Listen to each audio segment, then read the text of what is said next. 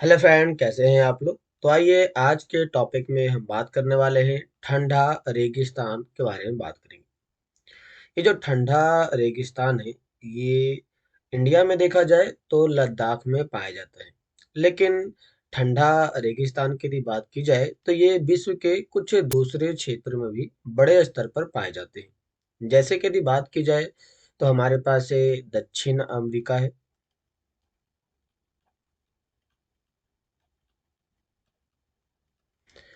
जो दक्षिण अमेरिका है, यहाँ का दो देश, पहला है आपका चिली और दूसरा है आपका अर्जेंटीना। चिली में है आपके पास आटाकामा और यहाँ पर है पेंटागोनिया।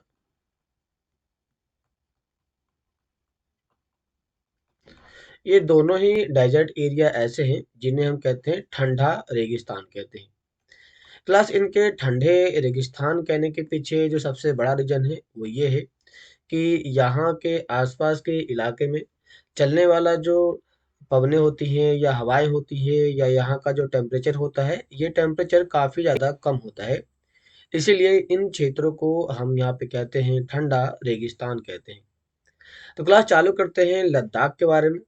तो बात आती है कि लद्दाख का मतलब क्या होता है। लद्दाख जो है वह दो शब्दों से मिलकर बना हुआ है, जिसमें पहला है ला और दूसरा है दाख। ला का मतलब होता है पर्वतीय क्षेत्र होते हैं और दाख का मतलब होता है देश। तो इसका मतलब हो गया, लद्दाख का मतलब हो गया पर्वतीय क्षेत्रों वाला देश। पर्वतीय क्षेत्रों वाला देश। अब जरा पर्वतीय क्षेत्रों वाले देश की बात यदि कर रहा है तो जरा हम देखते हैं इस मैप के बारे में।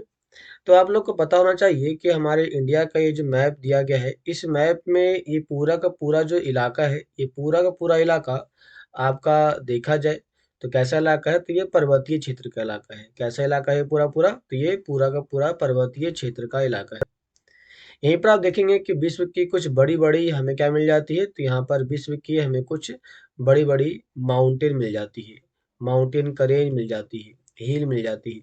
ऐसे कुछ बड़े-बड़े क्षेत्र हमें यहीं पर देखने को मिल जाते हैं क्लास।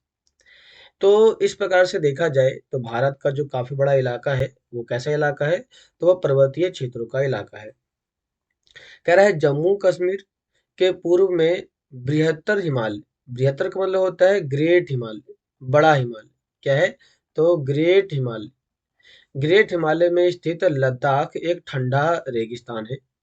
इसके उत्तर में काराकोरम पर्वत श्रेणियां। आइए थोड़ा सा मैप के बेसिस पे समझते चलते हैं और आपको समझाते चलते हैं, ताकि समझने में पढ़ने में हमें ज़्यादा आसानी हो सके। तो क्या देखो कह रहे हैं यहाँ पर, क्या यहाँ पे कह रहा है हमारे पास देखा जाए तो जो आप देख रहे हैं ना लद्दाख श्रेणी, ये देखिए क्लास, ये रहा लद्दाख श्रेणी। तो लद्दाख श्रेणी के यहाँ पर आसपास के क्षेत्र में हम देखने का काम करेंगे कि ये क्या कहता है क्लास।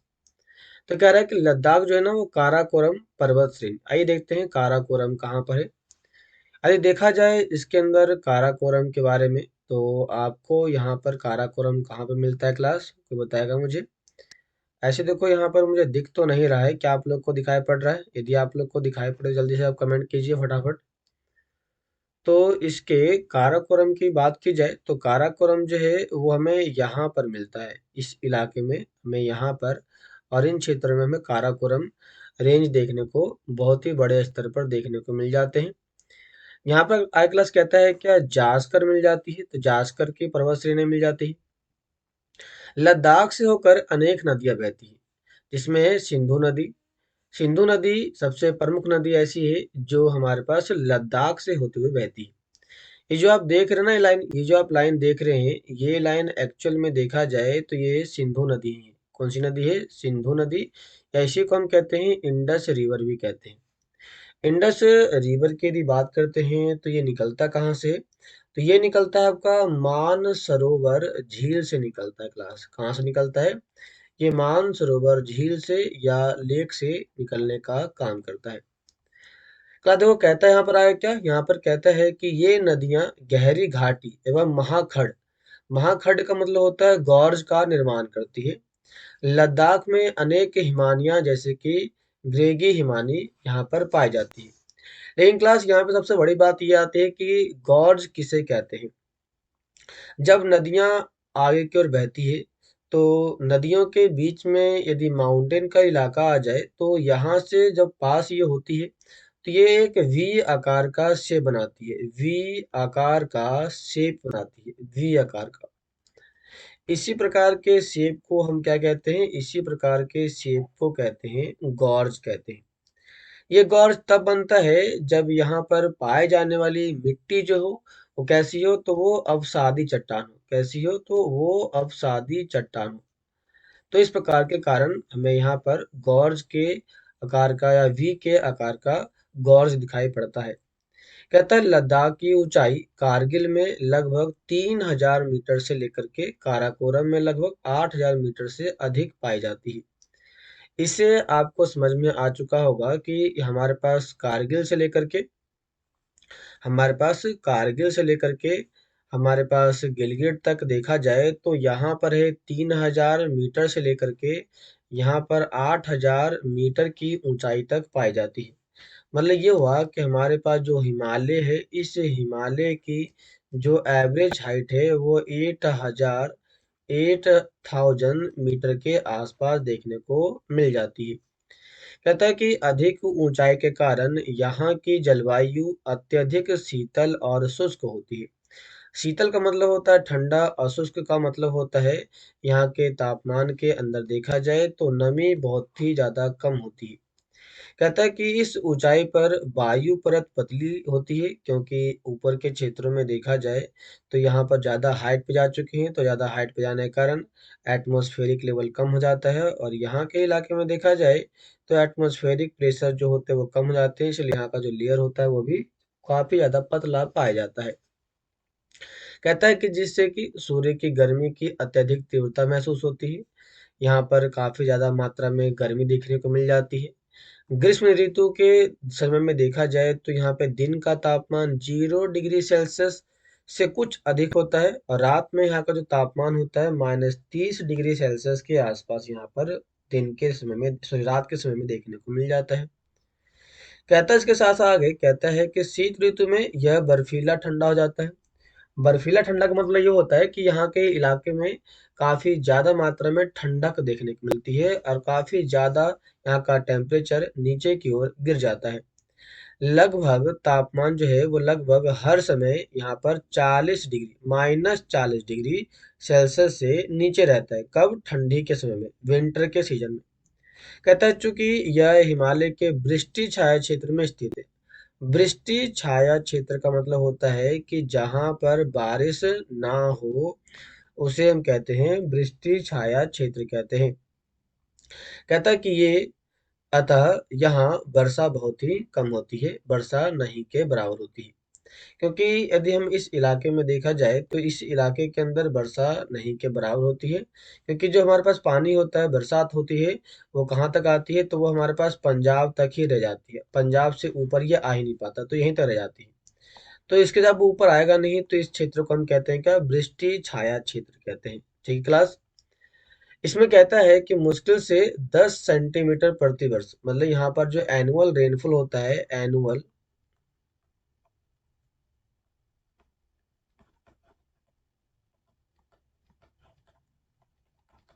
यहाँ का एनुअल रेनफॉल 10 सेंटीमीटर के आसपास होता है। यह क्षेत्र बर्फीली हवाओं और तेज जलने वाले सूर्यताप का अनुभव करती है। ये जानकर आपको आश्चर्य होगा कि यदि आप सूर्य की धूप में इस तरह बैठे कि आपके पैर छाए में हो, तो आप एक साथ एक समय पर ही ऊष्माघात या तुषार अपघात का ग्रसित हो जाएंगे। मतलब ये हुआ इस जगह पर जहाँ पर हम कहाँ पर है, तो जम्मू कश्मीर के इलाके में है। तो जम्मू कश्मीर में यदि एक व्यक्ति पैर फैला के सोया हुआ है और आधा उसका जो इलाका है, आधा जो पैर है, आधा जो शरीर है, यदि वो छाया में है, मतलब कि पेड़ के नीचे है और आधा वो धूप में है, तो यहाँ पर उसको क्या मिल जाएगा? उसको लग जाएगा पाला, लग जाएगा पाला, जिसे कहते हैं पैरालाइसिस। उसकी पूरी बॉडी जो है वो पैरालाइसिस हो जाएगी, क्योंकि यहाँ पर उसके बॉडी में टेम्परेचर क्या मिलता है, तो अंतर मिलते हैं, जिसके कारण उसकी बॉडी पूरी तरह से पैरालाइज हो जाती है। प्लस कहता है वनस्पति जात और प्राणी जात, ये क्या होता है? तो कहता है यहाँ पर कौन-कौन से वनस्पति पाई जाती है और कौन-कौन से प्राणी पाए जाते हैं, उनकी कौन-कौन से कैटेगरी होती है, इसके बारे में इस टॉपिक में जानने का काम करेंगे क्लास। यहाँ पे कह रहा है कि लद्दाख को खा पा चान भी कहते हैं, जिसका अर्थ होता है हिम भूमि।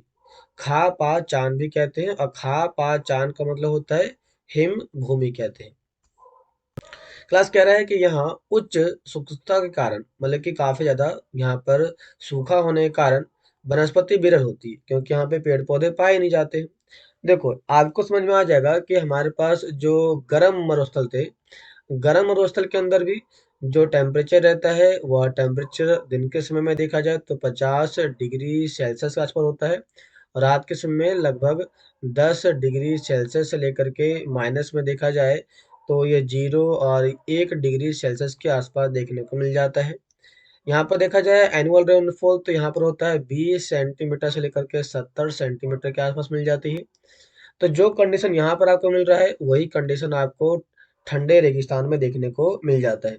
तो दोनों जगह का जो सिचुएशन है वो लगभग एक समान देखने को मिलता है, इसीलिए यहाँ पर भी जो वनस्पतियां होगी वो कुछ दूरी पर देखने को मिल जाएगी।